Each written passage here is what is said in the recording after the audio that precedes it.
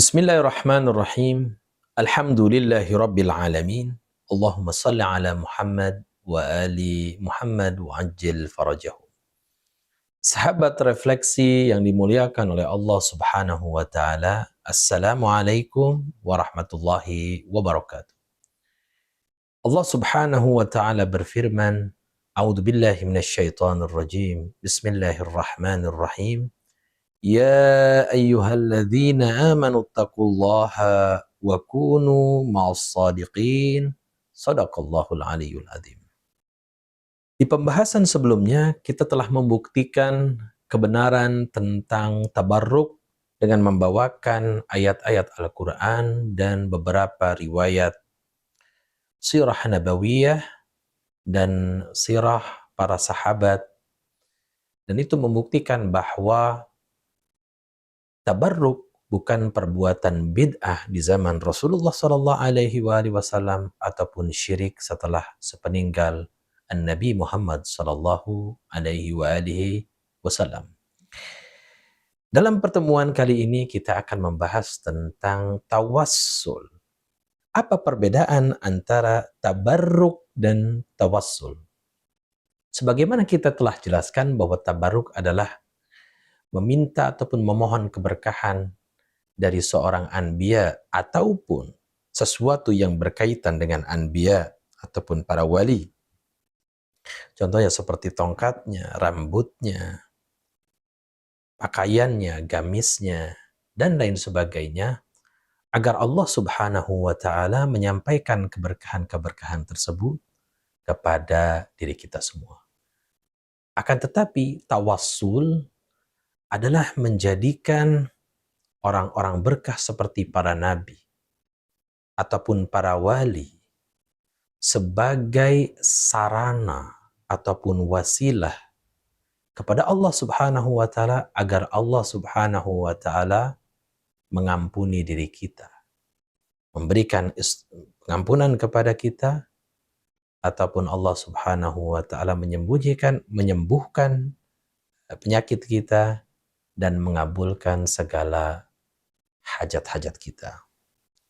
Sebagaimana pembahasan tabarruk, di sini ada dua perspektif. Lagi-lagi perspektif yang berlawanan adalah perspektif Salafi Wahabi dan Syiah serta Ahlus Sunnah memiliki perspektif yang sama dan mendukung bahwa tawassul bukan perbuatan syirik. Akan tetapi perspektif yang pertama, yaitu perspektif Wahabi Salafi, mengatakan bahwa at-tawassul bil anbiya bil awliya adalah perbuatan syirik, sebagaimana yang ditulis di dalam kitab rujukan asli mereka, karya Ibn Baz, Fatawa Al-Lujnah Ad-Daimiyah lil Bukhusil Ilmiyah wal Ifta, juz 1 halaman ke-269. Dia menuliskan bahwa yuhramu taqbilu a'tabi madkhalil Husain was Sayyidah Zainab wa ghairihima. Diharamkan bagi kita mencium tempat-tempat kubur Imam Husain alaihissalatu wassalam dan kubur Sayyidah Zainab serta kubur-kubur para nabi dan para wali yang lain. Wal maqsurah lima fihi minal khudu' li ghairillah, karena itu menunjukkan ketundukan kita kepada selain Allah Subhanahu wa ta'ala. Wa ta'zimil jamadat wal amwat ta'ziman lam yushri'hu Allah, bahwa itu merupakan pengagungan terhadap hal-hal yang jamadat, benda-benda mati, yang mana Allah Subhanahu wa ta'ala tidak mensyariatkan hal itu. Oleh karena itu apa? Wa li anna dzalika min wasaili syirk, dan itu adalah perbuatan syirik, sampai kepada syirik. Min wasaili syirki bi ashabil kubur wa hakadha tawassul bi dawatihim au haqqihim wajahih. Begitu pula tawassul kepada hak mereka, kedudukan mereka, para anbiya dan para aulia, itu termasuk hal-hal yang mengantarkan seseorang kepada kemusyrikan. Itu adalah sekelumit tentang pandangan Wahabi Salafi tentang tawassul. Adapun perspektif yang kedua, yaitu perspektif yang mendukung keyakinan tentang tawassul dan bukan merupakan bid'ah ataupun syirik, perbuatan syirik, adalah perspektif madhab Syiah dan madhab Ahlu Sunnah, sebagaimana mereka bersandar kepada riwayat-riwayat baik sebelum Rasulullah Sallallahu Alaihi Wasallam dilahirkan ataupun sebelum diutusnya Nabi, ataupun di zaman hidupnya Nabi Muhammad Sallallahu Alaihi Wasallam dan setelah wafatnya Rasulullah Sallallahu Alaihi Wasallam. Ada beberapa riwayat tentang tawassul sebelum dilahirkannya Nabi Muhammad Sallallahu Alaihi Wasallam. Pertama adalah riwayat di dalam kitab Bukhari tentang tawassulnya Nabi Adam alaihissalatu wassalam, taubatnya Nabi Adam, bahwa Nabi Adam bertaubat kepada Allah Subhanahu wa taala dan bertawassul kepada Nabi Muhammad sallallahu alaihi wasallam.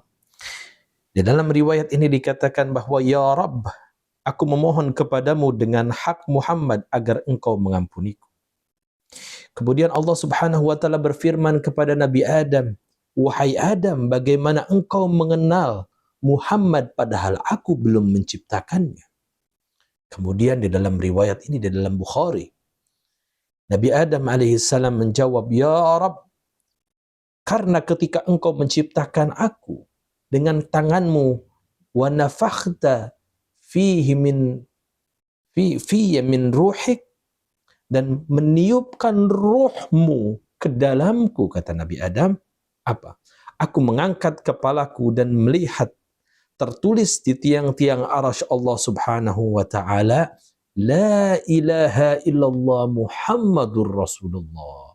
Maka aku tahu bahwa engkau tidak menambahkan nama seorang pun ke namamu kecuali yang paling engkau cintai, kata Nabi Adam. Kemudian Allah berfirman kepada Nabi Adam, benar engkau wahai Adam, dia adalah makhluk yang paling aku cintai. Berdoalah kepadaku dengan haknya, sungguh aku telah mengampunimu. Kalau bukan karena Muhammad, niscaya aku tidak akan menciptakanmu.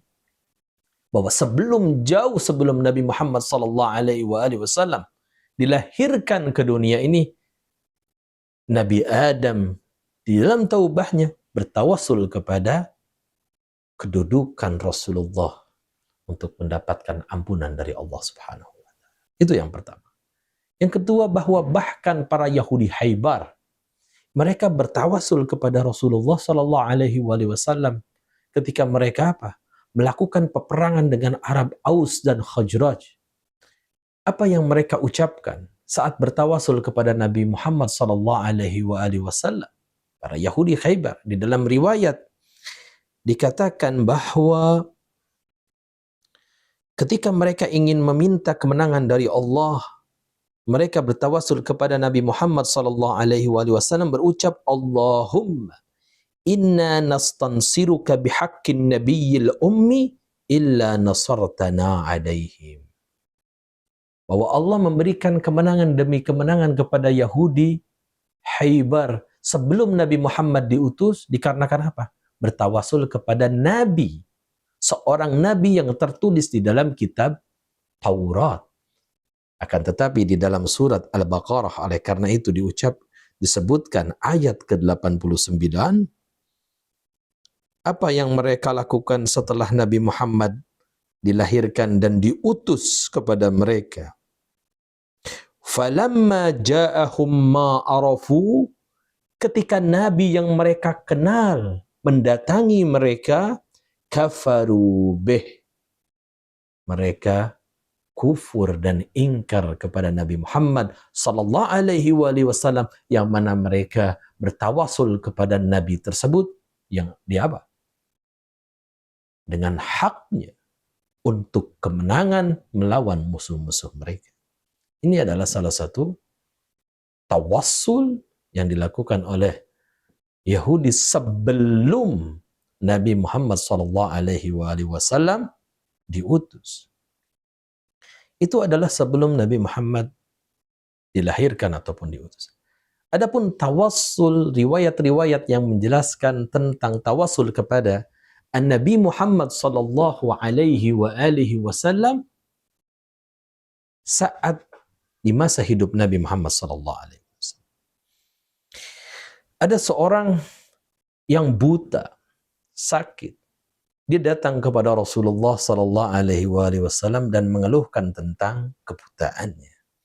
Kemudian dia datang kepada Rasulullah dan berkata, "Wahai ya Rasulullah, ud'uli." Doakanlah agar Allah Subhanahu wa taala menyembuhkan penyakitku. Kemudian Rasulullah berkata kepadanya, "Jika engkau mau, aku akan berdoa. Tapi jika engkau mau bersabar, itu lebih baik bagimu," kata Rasulullah. Kemudian orang itu berkata, "Doakanlah aku agar Allah menyembuhkan aku dari kebutaan ini." Maka Nabi Muhammad sallallahu alaihi wasallam memerintahkannya untuk berwudu dengan baik, lalu salat 2 rakaat dan membaca doa, "Ya Allahumma inni as'aluka bijahi an-nabi." Ya Allah, sesungguhnya aku memohon kepadamu dan menghadap kepadamu dengan perantaraan nabimu Muhammad sallallahu alaihi wasallam, nabi pembawa rahmat, nabiyir rahmati Muhammadin. Wahai Muhammad, aku menghadap denganmu kepada Tuhanku dalam hajatku ini agar terkabul. Ya Allah, kabulkanlah syafaatnya untukku. Kemudian Utsman bin Hunayf berkata, "Demi Allah yang menyaksikan, belum lama kami berpisah dan belum lama berbincang, tiba-tiba orang itu kembali kepada kami dalam keadaan sudah sembuh dan dapat melihat." Ini adalah satu sirah yang dilakukan oleh Rasulullah sallallahu alaihi wasallam, dilakukan oleh para sahabat. Jika ini adalah perbuatan syirik, maka Rasulullah tidak akan melakukannya. Rasulullah akan melarangnya. Ini di zaman hidupnya Nabi Muhammad sallallahu alaihi wasallam. Adapun ada satu hadis lagi di zaman ketika Rasulullah sallallahu alaihi wasallam telah wafat. Saya akan membacakan hadisnya. Diriwayatkan oleh At-Tabarani dalam Al-Mu'jam Al-Kabir dari Utsman bin Hunayf. Seorang laki-laki pernah datang kepada Utsman bin Affan untuk suatu hajat, tetapi Utsman tidak menoleh kepadanya dan tidak memperhatikan kebutuhannya. Laki-laki itu mengadu kepada Utsman bin Hunayf. Utsman bin Hunayf berkata kepadanya, "Pergilah ke tempat wudu, lalu berwudu dengan baik. Pergilah ke masjid, salatlah 2 rakaat, kemudian bacalah doa ini. Ya Allah, sesungguhnya aku memohon kepadamu dan menghadap kepadamu dengan perantaraan Nabi kami Muhammad, Nabi pembawa rahmat. Wahai Muhammad, aku menghadap denganmu kepada Tuhanku agar hajatku dipenuhi." Ini adalah riwayat setelah Rasulullah wafat. Kemudian sebutlah hajatmu, kata Utsman bin Hunayf. Laki-laki itu pun melakukannya. Setelah itu ia mendatangi pintu rumah Utsman bin Affan. Penjaga pintu memegang tangannya lalu membawanya masuk ke menemui Utsman. Utsman mendudukkannya di sampingnya di atas permadani kemudian berkata, "Apa hajatmu?" Laki-laki itu pun menyebutkan kebutuhannya dan Utsman segera mengabulkannya seraya berkata, "Aku tidak ingat dengan hajatmu itu kecuali sekarang juga." Laki-laki itu berkata, "Demi Allah, aku tidak meninggalkan satupun hajatku, melainkan langsung dikabulkan." Ini adalah tawasul seorang kepada Rasulullah setelah wafatnya Rasulullah sallallahu alaihi wasallam. Bahwa baik di dalam riwayat ataupun di dalam ayat-ayat Al-Quran, tawassul bukanlah sesuatu yang syirik.